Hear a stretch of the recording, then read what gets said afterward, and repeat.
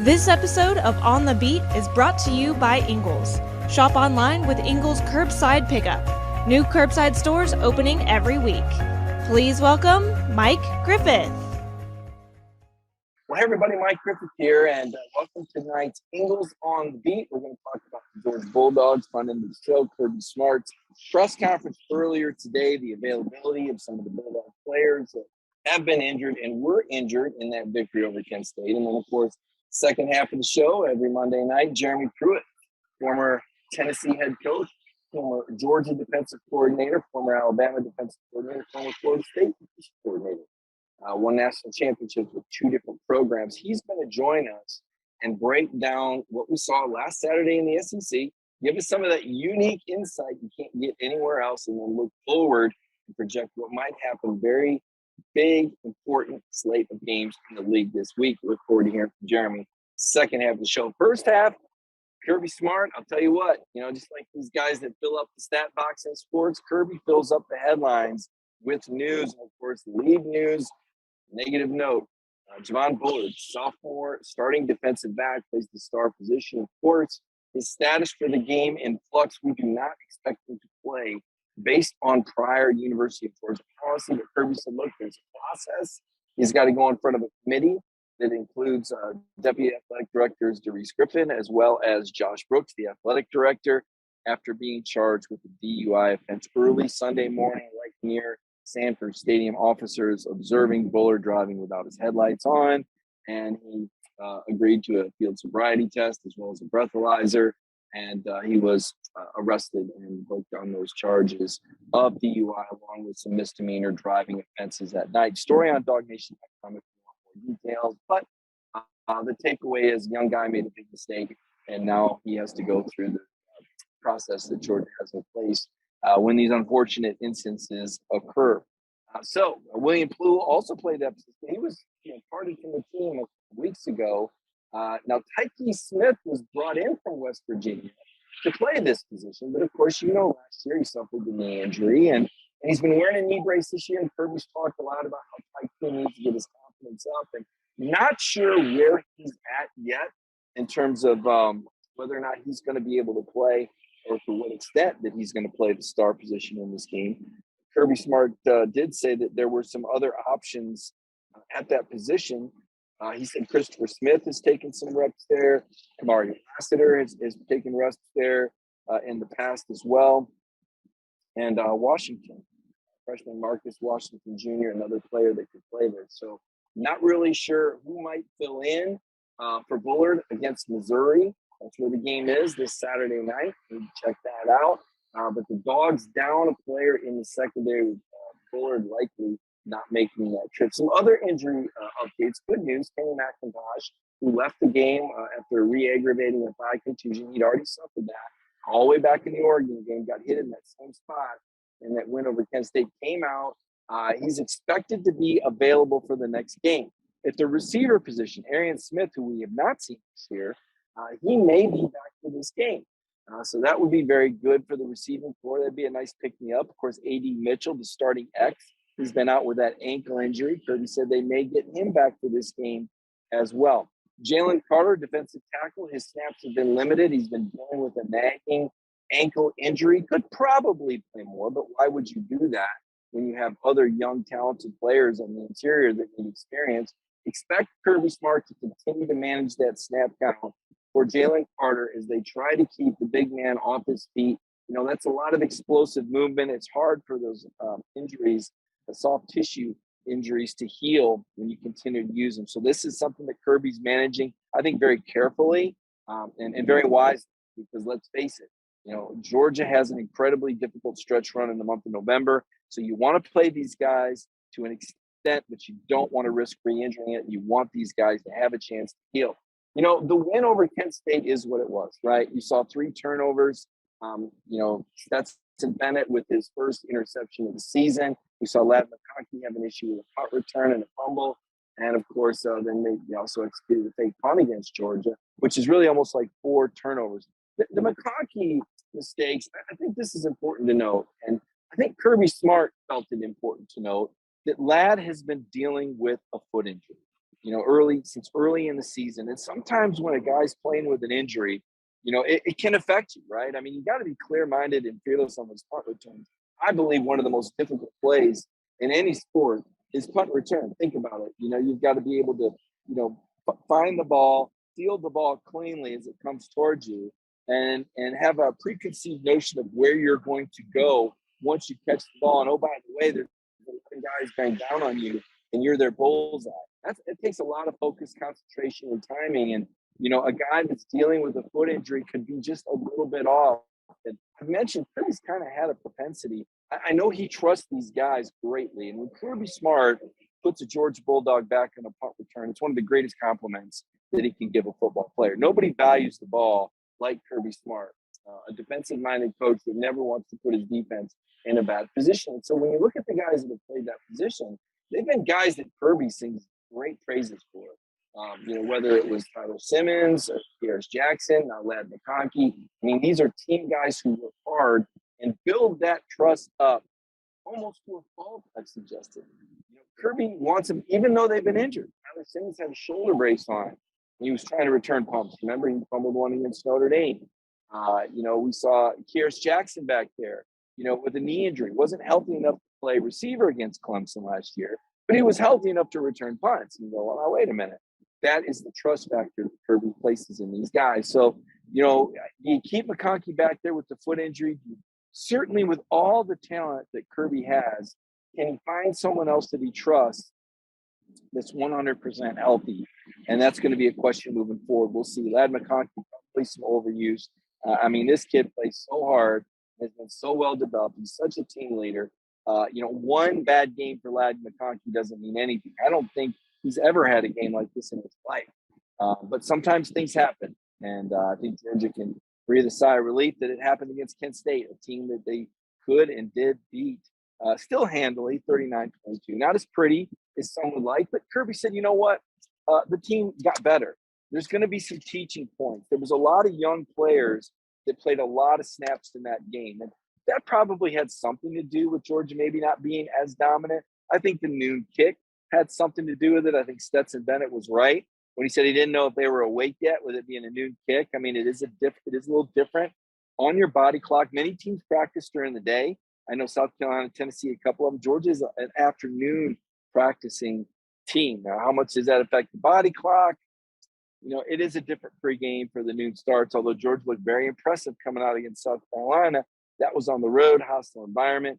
You just have to wonder if the Dogs let down their intensity and focus a little bit, playing a team from the Mid-American Conference. I know Kent State is a team that played well, right? But at the same time, this is not an SEC caliber program. The MAC conference is 1-49 against the SEC going back to 2010. Kent State is 0-7 all-time against the SEC.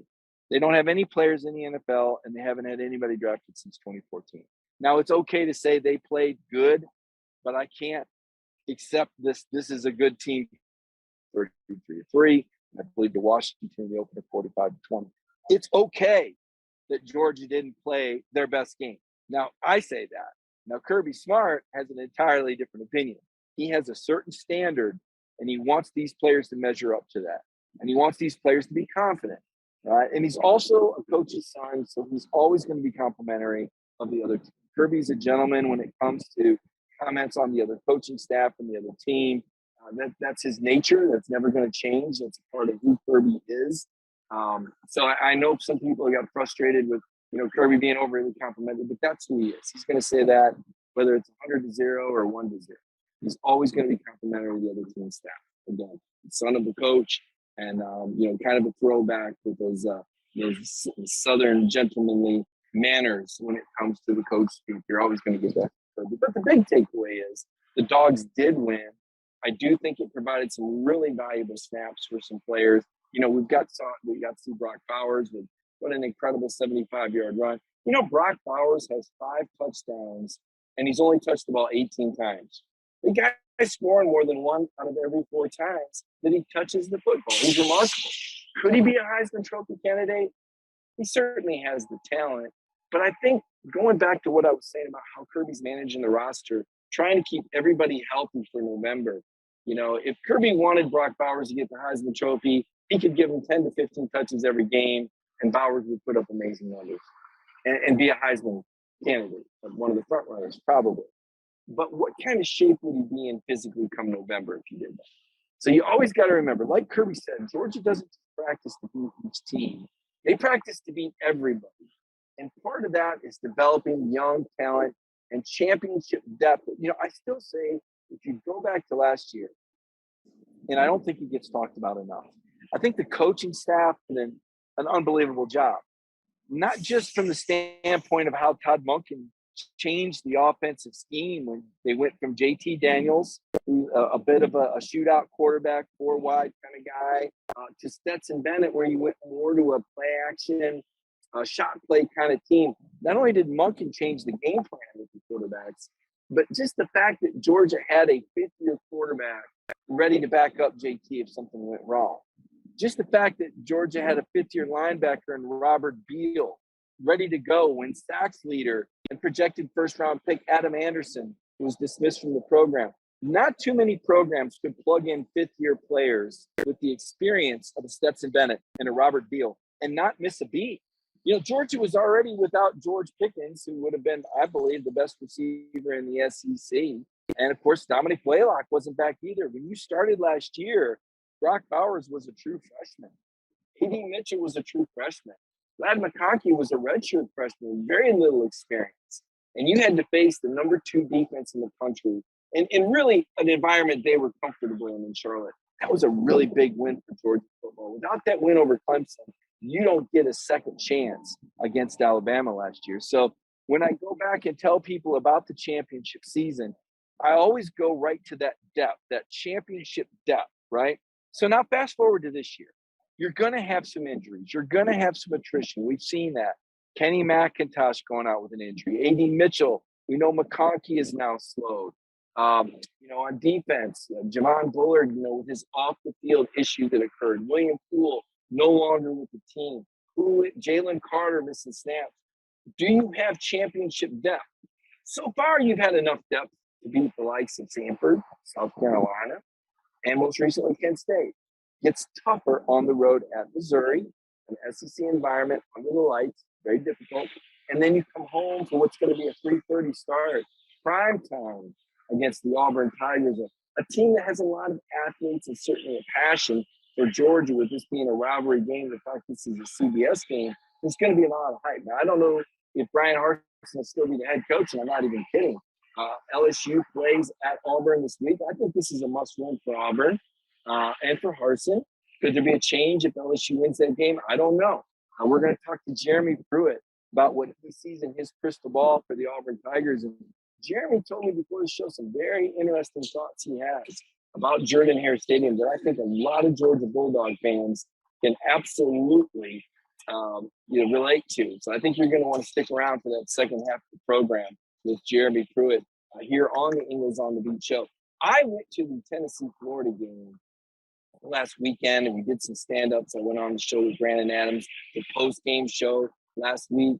The Dog Nation Daily program he does every weekday at 10 a.m. I was on that from location in Knoxville. Because at Dog Nation, we want to try to bring you a little bit more. You know what's going on here in Athens. I think that's canvassed pretty heavily.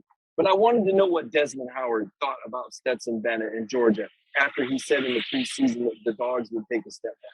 I wanted to know what Reese Davis thought about the Stetson Bennett story. You can go to our YouTube channel right now and see those interviews with Desmond Howard and Reese Davis. I think your eyes will be open and certainly your ears will. Desmond Howard got a little humpy, didn't really care to talk about Georgia. But again, I'll let you check that out on our YouTube channel. And again, Reese Davis, very entertaining. But watching that football game and watching Tennessee and Florida combined for 1,170 yards, the first thought I had is Georgia wouldn't give up 500 yards to anybody. At least I wouldn't think so. But the second thought I had is, oh my goodness, Hendon Hooker and this Tennessee offense is indeed dangerous. You know, Pruitt told us, Tennessee was the only team east of the Mississippi that could score with Georgia and Alabama. I had to see that. They struggled a little bit at Pitt. I thought, well, maybe not. But watching them against the Gators and watching how they did it without their leading receiver, very impressive. Hendon Hooker, very impressive. He was the National Offensive Player of the Week. That, to me, is the most dangerous threat to Georgia right now is Hendon Hooker in the belt. Anthony Richardson, he did quite a bit. He accounted for over 500 yards of offense. Now, that's another team Georgia plays in Jacksonville. It's a designated home game for Georgia this year, but it will be played in Jacksonville. One more year of that contract through 2023. We're still waiting to hear what President Jerry Moorhead and Athletic Director Josh Brooks determine is best for the program after that contract expires in 2023. But this year, could the Gators pose a threat? Florida is shallow on their defensive front seven, right? They can't afford to lose any players there. I think Georgia's going to be able to run the ball effectively when they get to the Gators. Offensively, though, Florida could prove dangerous. Anthony Richardson, again, the guy's dynamic. There's a reason why he's a projected first-round pick. So interesting to watch that Tennessee-Florida game, talk to people from both schools. Now, both of those programs are very clear that the Georgia Bulldogs are the class of the East. I think everybody knows that. I think everybody acknowledges that Kirby Smart is always going to have Georgia ready to play football when it comes into those big-time games like Florida, like Tennessee, like at Mississippi State and at Kentucky in the month of November. I think they know that Kirby will have the dogs ready. But the way the game is structured now with all the offense, it was an eye-opener. That was my takeaway was, you know what? Kirby Smart is right. He's told us all along that this team has to get better. He's told us all along that there's areas for the team to grow. And he was asked after the game what happened. He said the same thing that's always been happening. You guys just didn't notice it because other teams weren't taking advantage of it like Kent State did. So Kirby's known all along how far this program's had to go. And he said that every week. But it's just hard when we're watching them beat Oregon 49-3 and South Carolina 48-7 to maybe not get carried away and make comparisons. But the head coach knew better, and Kent State exposed that this last week. And now Kirby Smart with some teaching points. Matt Stinchcomb pointed that out. A lot of good teaching points come out of a game like this, right? That's how you turn a performance like that into a positive, is you sit those guys down and say, this is what can happen. And you're able to sit them down and tell them that without having that L on your schedule. So I think it was a big win for Georgia. I know it wasn't satisfying for the folks that filled up Sanford Stadium here behind me on Saturday. But there's a part of Kirby Smart that I think appreciates the opportunity to teach after a game like that, almost kind of a now do I have your attention thing. And just in time, because here comes the SEC. Again, at Missouri, lost in heartbreaking fashion, and then home against Auburn in a 3:30 game. I want to take a break right now and recognize our sponsor, Ingles, as we do each Monday. Appreciate what Ingles has done for us, the way Ingles delivered frontline workers and the depths of the pandemic. Very hard times that tested all of us, and Ingles was up to the test for each one of us. Let's take a moment and recognize our sponsor, Ingles, and when we come back, Jeremy Pruitt joins us. It's in our hearts to feel for you. There's been ups and downs, turnarounds, good days and some bad. But we stand together for worse and for better. We'll always have your back. With open arms, heart to heart, hand in hand. Community strong. Well, as promised, back with Jeremy Pruitt. Always appreciate Coach Pruitt joining us on these Mondays to recap what was an exciting weekend of football around the SEC, and then look forward to what we got coming up. TV Times recently announced for the games this weekend, and we'll certainly get to that. But Jeremy, there was a lot of great football on one of the games that was not on regular cable TV. Hard to believe. This might have been recent television history that a number one ranked team in the nation was not available even on the most basic of the cable stations, was actually streamed. Kirby Smart probably sending them a thank you note. The Dogs did not look prolific. They did not measure up to the standard in this 39-22 win over Kent State. It was a noon game. I've got to ask you, when you play a home game like that, a noon game, not televised, I know that it places you've coached, Alabama, Florida State, Georgia, Tennessee, you always want to play to that standard, but is there some part of that human element where sometimes the kids just don't get as focused or as up for a game like that? Well, I think you can look, we talked about a couple of weeks when Georgia traveled to South Carolina, playing at a noon game there. So Yeah, I'd say there is a part of that. Your morning starts a lot sooner.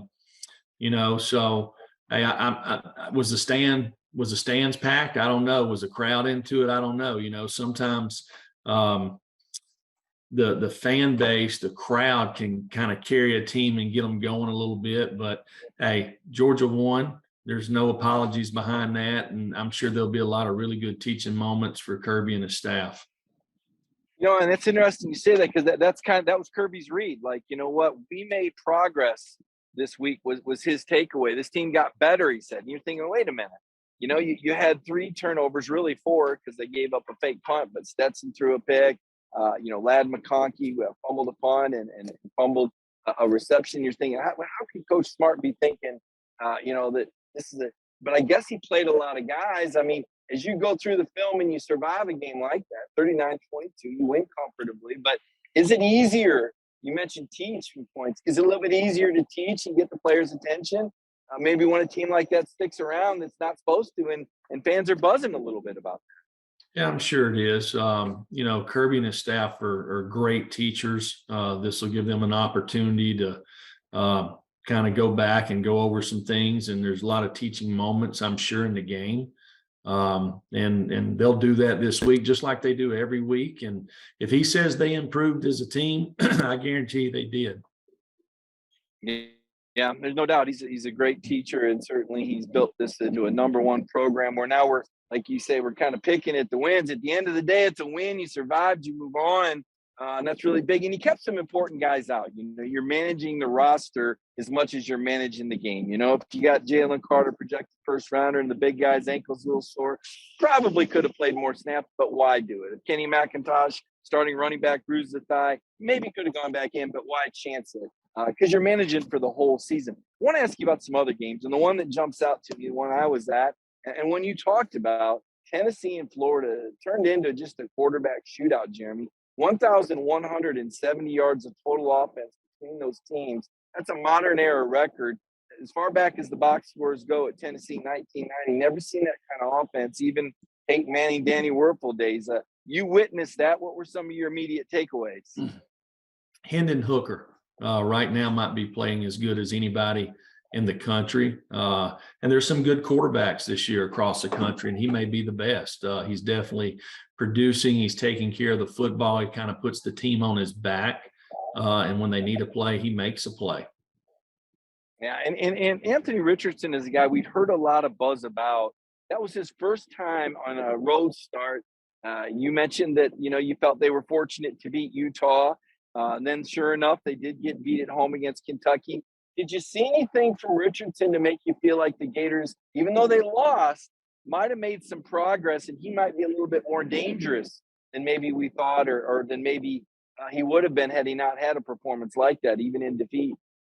Well, if you look at his numbers, the number of games that he's played, he's still a young football player.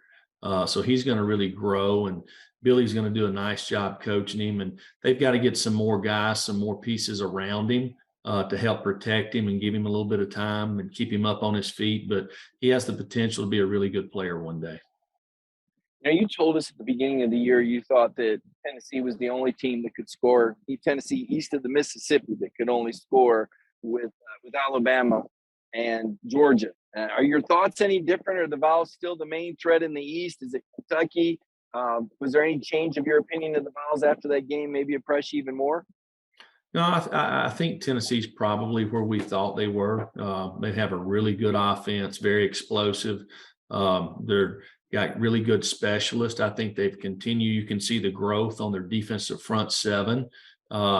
They've had some injuries in the back end. Just looking, they've played a lot of different folks the first 4 games. So I think their season, how far they climb, will depend on the growth in the back end and the secondary. Yeah, one of my takeaways on that team, Jeremy, a lot of those guys, a lot of older players that have been around a long time, Latrell Bumpus's and Jacob Warm, names that I heard years and years ago. That is a very mature football team. I think that bears watching. Now, over in the West, quite a showdown in Arlington between Texas A&M and Arkansas, and just a crazy ending with a football hitting the top of a goal post. And even at the end of the first half, a fumble recovery for A&M. A lot of swings all kind of broke A&M's way. Your thoughts on that football game that Texas A&M won over Arkansas 23-21? Well, it's interesting. To me, I feel like Arkansas is the best football team if you compared the two, but Texas A&M won the game, and that's the beauty of college football. The best team doesn't always win. It's the team that plays the best for 60 minutes, and that was a case in point there. It'll be interesting to see how Arkansas rebounds this week because they've got Alabama coming, so there's no time off in the SEC. So I look for that to be a close game as well. Yeah, it should be. Interestingly enough, I've got a vote in this Football Writers poll, and I'm one of these guys that, just because everybody wins doesn't mean I keep them in the same place. I saw the way Alabama beat Vanderbilt. 55-3. Vanderbilt was right there with Wake Forest, right? Wake took punts in overtime. I said, you know what? This week I got Alabama number one. Now I don't know what it'll be next week. I'm with Georgia down 2, Bama 1. Didn't make any kind of difference in the standings, but that game, the Crimson Tide going to Arkansas, that's a tough bounce back game for the Hogs. How do you see that playing out in Fayetteville this weekend? Well, I think start with Alabama on offense. Did they kind of continue the momentum? The last time they went on the road, they struggled. And I think if you look over the last 2 years, Bryce Young, especially the latter half of last year when they traveled, they wasn't as explosive on offense. So I think being able to create some explosive plays offensively, maybe generating some plays in the special teams, and is Arkansas's defensive backs, can they hold up? If they can hold up and force Alabama to run the football, then it should be a tight football game. If they can't, then it could be a long day for Arkansas. Yeah, Sam Pittman announcing today they've lost another DB with an injury. They got a couple of those Hogs down in the secondary. You saw Spencer Rattler throw for over 300 yards. It's going to require a really good Arkansas ground game, I would think, to get something established there. Texas A&M, meanwhile, Jimbo Fisher, with his riverboat gambler luck there, they go to Mississippi State. Now, this is an intriguing game to me. Mississippi State had that letdown against LSU, had a big bounce back win. Your thoughts on Texas A&M going to Mississippi State this weekend?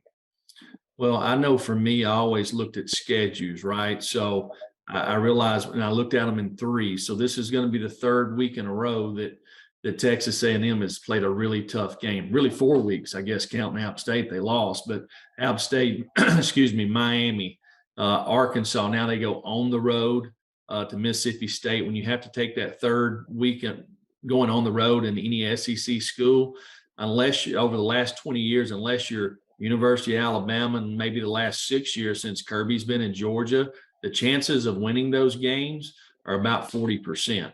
It's just the grind in the SEC. So this will be a huge challenge, in my opinion, for Texas A&M going on the road at Mississippi State. LSU at Auburn is another intriguing game I want to ask you about, Coach. LSU's been taking care of business, winning games under Brian Kelly. It seems like they found something. As you said, Brian Kelly turned it at halftime of that Mississippi State game. The Tigers win that pulling away. And then you've got Auburn, which is coming off a very fortuitous victory. Missouri missing a field goal at the end of regulation, and then just an unfortunate play from Missouri. The player actually fumbles the ball as he's going into the end zone, what would have been the winning score.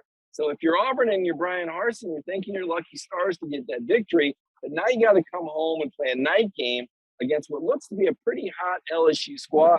What are your thoughts about this game in Jordan-Hare Stadium?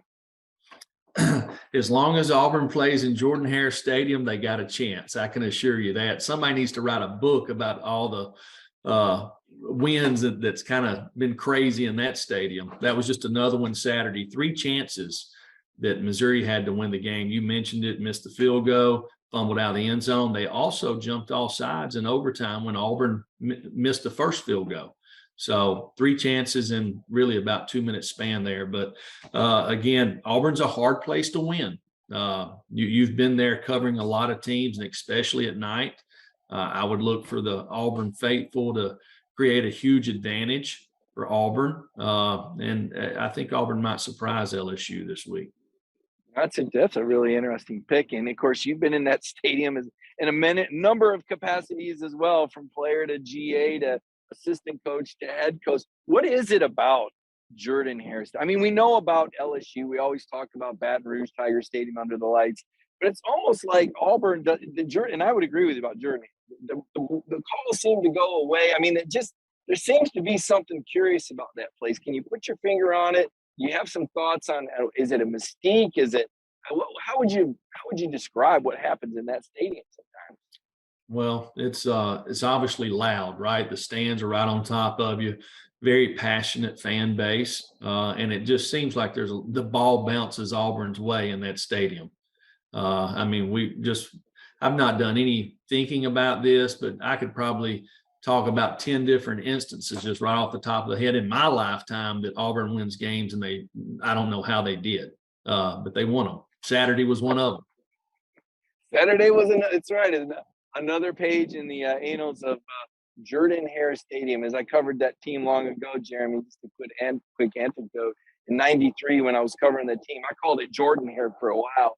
And one of the SID said, look, if you're going to cover this team, you got to say it right, okay? Jordan for Suge Jordan, the coaching legend. So, of course, Alabama fans like to call it Jordan. They call it whatever they want as long as they're dominating that series. Now, the Missouri team, now there's the other half of this. Here's a heartbroken team. Coach Eli Drinkwitz he looked absolutely flustered, mind blown after the game. Maybe a coach who's kind of feeling that seat warm up a little bit. He's got to come home. Advantage to have a night game there in Columbia, Missouri, but he's facing a Georgia Bulldogs team that you and I both know Kirby Smart will have been all over after what I believe was a subpar performance against Kent State. What are your thoughts on Georgia at Missouri, and what would Missouri have to do to shock the world and beat the Georgia Bulldogs? Well, I think this is a great opportunity for Coach Drinkwitz and his team. They played nearly a perfect game until the last part of the last 5 minutes and kind of let the win slip away. But they got one of the best teams in the country, if not the best team in the country, coming in there. So I'm going to tell you, they better forget about that when it happened last week in Auburn, and they better focus on the Georgia Bulldogs. If they don't, it could get ugly in a hurry. And then just as far as Kirby, is there something to be said, Jeremy, for when a coach and a program goes on the road? I know that home games are always advantageous, but I've also heard about how teams can bond a little bit when they get a little bit more separated from the parents, the normal environment. That sometimes those road trips that maybe there's hair and less distraction. Can that work to a program's advantage sometimes? Well, you find out who you are. If you've got a lot of competitive men in the locker room, they love playing on the road in the SEC.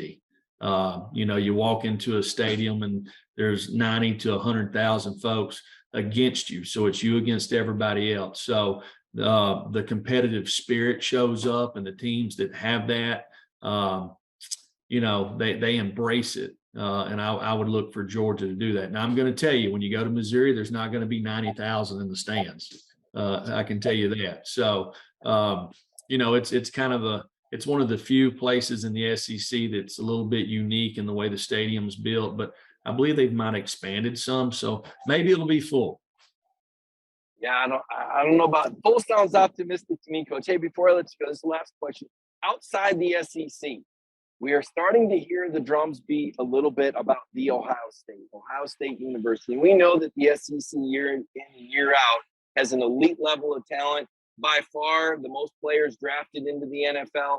But the one program outside the league that seems to be able to match talent for talent year in and year out is Ohio State, because of that recruiting base in Ohio. And now we see the Buckeyes once again looking like they may emerge as a threat. Do you keep one eye on Ohio State? And what's kind of been your perspective? Because, again, another program you're very familiar with, having recruited against them, having prepared for them, and helped prepare for them. Thoughts on Ohio State as a legitimate national championship contender this year, perhaps? To be quite frank, Mike, I focus on the SEC until one of those teams comes in here and beats the SEC. I guess then maybe I'll start focusing on them. But I enjoy watching these teams down here play. I will say this. What about Bo Nix at Oregon this past week? I don't know if you saw his performance, but he came back. I bet you the folks in Auburn wished he was down there playing for them right now. They're looking for some play at quarterback. But no, Ohio State's got a really good football team. They've recruited really well. They've got speed. They're good at the quarterback position. They've changed defensive coordinators, trying to be a little more aggressive there. So, yes, there'll be a team there at the end of the year. Yeah, I just can't see anybody in that league stopping them. I know people are high on Michigan, but I saw what I saw, and I know this year's game is, I believe, in Columbus. So kind of keeping an eye on the periphery on who might be waiting for Alabama or Georgia, which still look like the two best teams to me. But to your point, Arkansas Razorbacks, a pretty good program playing at home this weekend. We'll be dialed in. Coach Pruitt, thank you so much for joining us. It's always interesting to get that perspective, and hope I didn't bring up too many bad Auburn memories for you. Like I said, I know they've done some crazy things down there, and once or twice you might have been on the wrong end of that. So we'll look forward to seeing you next week, Jeremy. All right, Mike.